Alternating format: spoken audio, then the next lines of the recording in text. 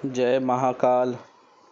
मेरे प्रिय साधक और मित्रों, आज मैं आपके सामने शमशान वासिनी का मंत्र साधना लेकर आया हूँ। अगर आप यह साधना पूरी कर लेते हैं तो आपके जीवन में आ रही हर तरह की समस्या के ऊपर आप विजय प्राप्त कर लेंगे। चाहे फिर वो आर्थिक हो, मानसिक हो, पारिवारिक हो, सामाजिक हो, जो भी आपकी समस्या है सबके ऊपर आप विजय प्राप्त कर लोगे। साथ ही साथ आप दूसरों की मदद करने में सक्षम हो जाएंगे। जन कल्याण के काम करने में आप सक्षम हो जाएंगे। लोग आपको किसी महान संत से कम नहीं समझेंगे। इतनी शक्ति आपके पास आ जाएगी यह साधना करने से। पर यह साधना काफ़ी ज़्यादा उग्र है, खतरनाक है। अपने गुरु के सानिध्य में रहकर यह साधना आप करें। गुरु दीक्षा लेकर आप साधना करें। और अगर आपके गुरु है पहले से तो आप अपने गुरु से इस साधना के बारे में सविस्तर चर्चा करें, उनकी अनुमति लें और फिर साधना करें। अगर आपके पास कोई योग्य गुरु नहीं है तो आप हमसे भी दीक्षा ले सकते हैं और हमारे सानिध्य में रहकर आप ये साधना कर सकते हो। साधकों, आप सभी से मैं एक बात कहना चाहूँगा कि साधना क्या है, साधना का मतलब क्या होता है। साधना का मतलब होता है खुद के ऊपर विजय प्राप्त करना। खुद के ऊपर मतलब खुद के विचारों के ऊपर, खुद के दिल के ऊपर, खुद के दिमाग के ऊपर। देखिए, जब आपका दिमाग और आपका दिल, मन है ना, बुद्धि और मन, जब तक ये इनका संतुलन नहीं बनेगा तब तक आप साधक नहीं बन पाएंगे। अगर आपके दिमाग में कुछ सोच चल रही है और आप साधना कर रहे हो तो आपकी साधना सफल नहीं होगी। या आप दिमाग से साधना कर रहे हैं यानी आपकी बुद्धि साधना में और मन कहीं और है तो भी आपकी साधना सफल नहीं होगी। साधना सफल करने के लिए जिस तरह तराजू के ऊपर हम कोई चीज़ और वजन रख के दोनों के संतुलन को बराबर लाकर तब वो एक माप बनता है, ठीक उसी तरह हमें इन दोनों को बराबर लाना है, मन और बुद्धि को, तब आप एक अच्छे साधक बनेंगे। एक सत्य है जिससे आप हमेशा भागते हो, दूर भागते हो। सच से डर रहे हो। आपने जन्म लिया है, इस दुनिया में जन्म लेकर आए हो, पर आपको एक दिन जाना है। एक दिन आपको इस शरीर को छोड़कर जाना ही है, ये सत्य है, कटु सत्य है। जब आपको सच मालूम है एक दिन आपको जाना ही है तो फिर आप डरते क्यों हो। उस डर को दूर करो। आप उस सच से भाग रहे हो जो सच है और आप भाग रहे हो झूठ की तरफ। सच को एक्सेप्ट करो। आप जिस दिन इस सच को एक्सेप्ट करेंगे उस दिन एक साधक बन जाएंगे। उस दिन आपके अंदर से मौत का डर जिस दिन निकल जाएगा उस दिन आप साधक बन जाएंगे। जिस दिन आपके मन से डर खत्म हो गया उस दिन आप साधक बन जाएंगे। क्योंकि साधना में डर नहीं होना, डर के कारण ही साधना असफल हो जाती है। इसलिए खुद के डर को ख़त्म करें और दृढ़ निश्चय के साथ साधना करें। देखो, जिस दिन डर ख़त्म होगा उस दिन आपके साधना का आपको फल मिलना चालू हो जाएगा। चलिए मैं आपको अभी साधना के बारे में बता दूं। आपको गूगल, लोभान मैंने इत्र लिखे हैं 5, हो सके तो 7-8 ले ले। दही 1 कप। घी लेना है आपको 1 किलो। अगर आप घी नहीं ले सकते, आपके पास पैसे कम हैं, सरसों का तेल ले लीजिए 1 किलो। दूध आपको लेना है कम से कम 1.5 लीटर। तेल के पराठे बनाने हैं 9, और अच्छे जाड़े जाड़े। बकरे का मांस 1 पाव। छोटी मछली जो 1-1.5 इंच की होती है वो लेना है 1 पाव। उबले हुए अंडे 5। गुलाल, बुक्का, सिंदूर ये लेना है। पीसी हुई हल्दी, जो शादी ब्याह में उपयोग की जाती है, पीसी हुई हल्दी गीली वाली, वो आपको 1 कटोरी लेना है। काले कंबल का आसन लेना है आपको। अगर नहीं है तो नया कंबल खरीद के उसका आसन बनाए। घर में जो उपयोग करने वाले कंबल का आसन ना बनाए, ठीक है। माला कोई भी चलेंगी, 1 माला लगेंगी आपको 108 मनी वाली। अब आपको 5 प्रकार की लकड़ी लगेंगी, पीपल, बरगद, बबूल, खैर, ठीक है। अगर आपको खैर की लकड़ी नहीं मिलती है तो खैर के लकड़ी के जगह पे आप आम के लकड़ी का यूज़ कर सकते हैं। देसी शराब लेना है, हो सके मोवे की शराब मिले तो बहुत अच्छी बात। छार छबीला लेना है। हवन सामग्री पैकेट 3 लेना है। 1 किलो काले तिल, 1 किलो काली उड़द साबुत वाली, और 50 ग्राम पीली सरसों। छार छबीला, फिर से बता रहा हूँ, छार छबीला, कपूर कचरी, ये दोनों चीज़ अनिवार्य होना ही चाहिए, नहीं तो आपकी साधना सफल नहीं होगी, याद रखें। अब आपको क्या करना है, जिस दिन आप साधना के लिए जाएंगे उस दिन आप प्याज, लहसुन कुछ भी नहीं खाएंगे।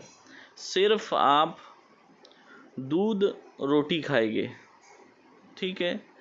इसमें कोई ये नहीं कि आप एक टाइम खाए, ऐसा नहीं। आपको जब जब भूख लगे तब आप दूध रोटी खाए चीनी मिलाकर, और जिसे शुगर हो वो सिर्फ दूध रोटी खाए। इसमें ऐसा कोई ज़रूरी नहीं कि चीनी डालना ही है। अब आपको क्या करना है, इसमें मैंने सामग्री में लिखा है कि एक मट्टी का प्याला चाहिए। मट्टी का प्याला हमें इसलिए चाहिए कि जब आप साधना करने बैठेंगे तो ये जो 9 पराठे आप लेकर गए तेल के बनाए हुए, उस पराठे को चूरना है और उसमें 1.5 लीटर दूध डालना है, और उसमें 1 कटोरी चीनी मिला के उसको अच्छे से मिला के रखना है भोग के लिए। क्योंकि शमशान वासिनी जब आती है उसे दूध पराठे का भोग बहुत ज़्यादा प्रिय है, याद रखें। और ये मछली और ये मांस जो है बकरे का, ये उसके साथ जो शमशान वासिनी के साथ जो 4-5 जो भूत प्रेत आते हैं उनको देना होता है। और शमशान वासिनी के साथ एक कुत्ता आता है, उसे आपको अंडे देने उबले हुए। समझ गए आप लोग। साधना आपको चालू करनी है रात 11 बजे, ठीक आपकी साधना चालू हो जानी चाहिए। सुबह तो आपको नहाना ही है, लेकिन साधना में जाने से पहले भी आपको नहाना है। हो सके तो काले पैंट शर्ट पहनने की कोशिश करें, क्योंकि शमशान वासिनी की साधना में काले कपड़े का विधान है। ना हो तो कोई बात नहीं, लेकिन कोशिश करें अगर हो तो। अब आप समझ गए होंगे कि क्या है। रात को 11 बजे जैसे आप पहुंच गए, सबसे पहले शमशान में जहाँ चिता जलती है वहाँ पे आपको माथा टेकना है।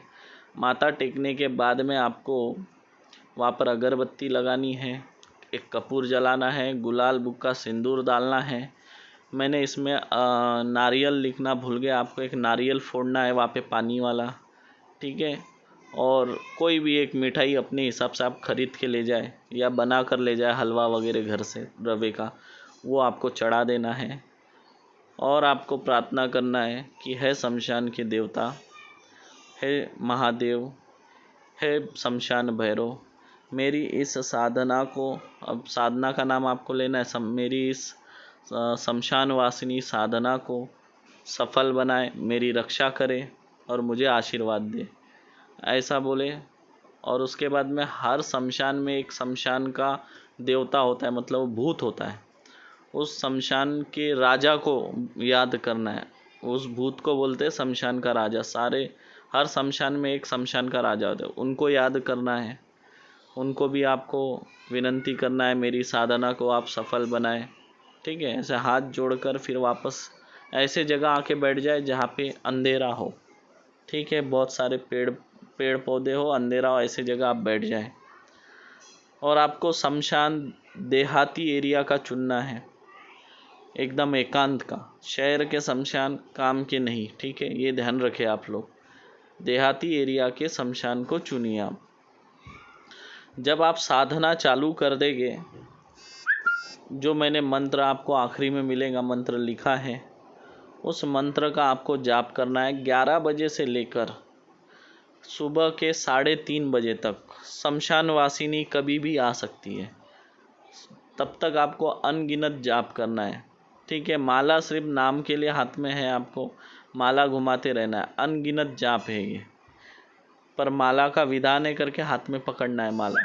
ठीक है, लेकिन ये अनगिनत जप है।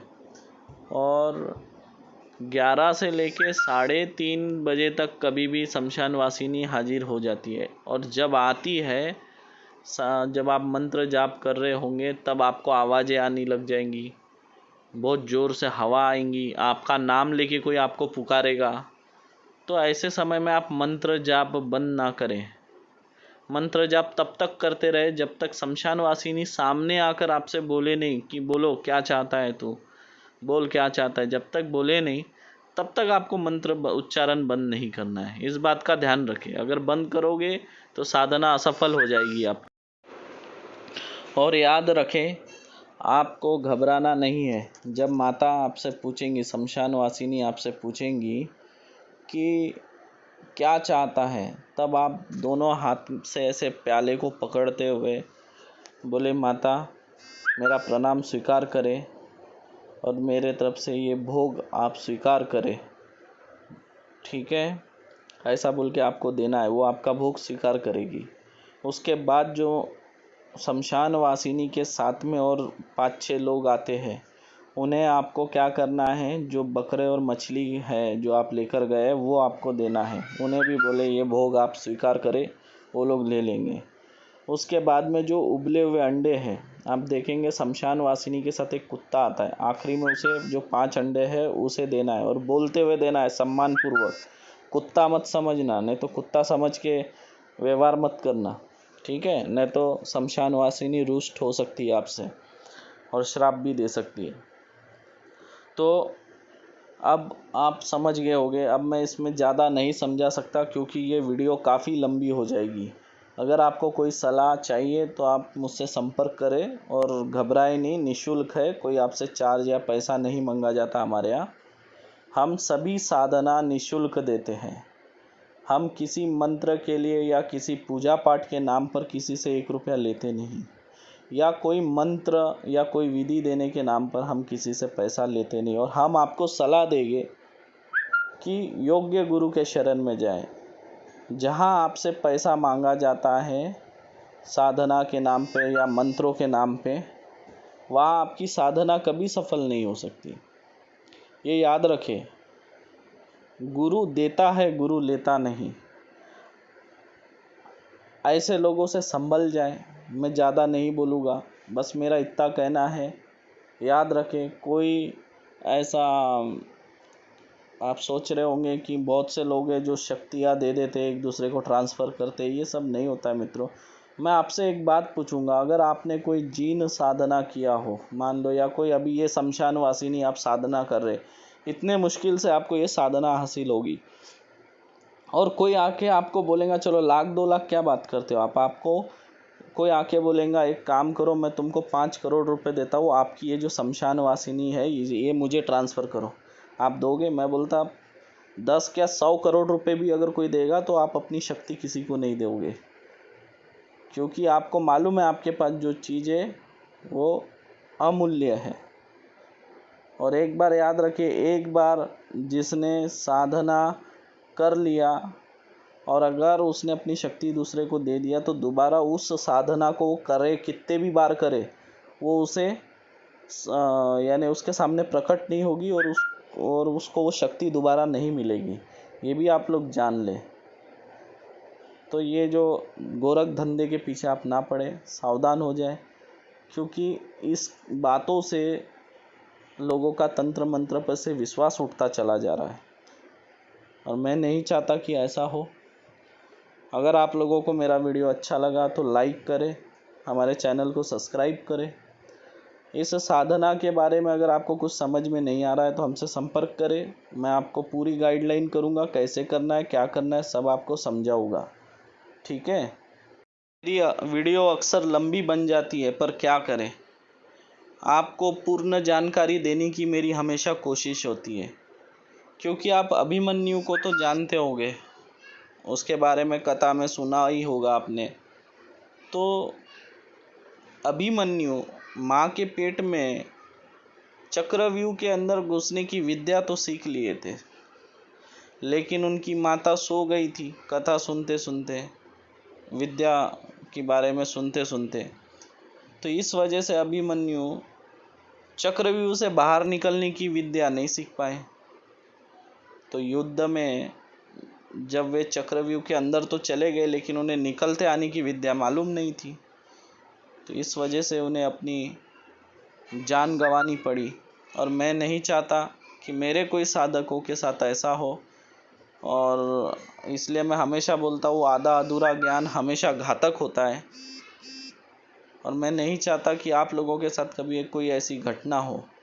अगर आपके कोई गुरु नहीं है तो आप हमसे गुरु दीक्षा ले सकते हैं और हमारे सानिध्य में रहकर साधना कर सकते हैं। और हमेशा उग्र साधनाएं गुरु के पास जाकर ही साधना करें। मैं हमेशा ये सलाह देता हूँ आपको, क्योंकि आपका गुरु अगर कलकत्ता में बैठे हैं और आप मुंबई में बैठे हैं तो ये सही बात नहीं है। साधकों, अगर आपके ऊपर कोई मुसीबत आती है तो आपको बचाएगा कौन?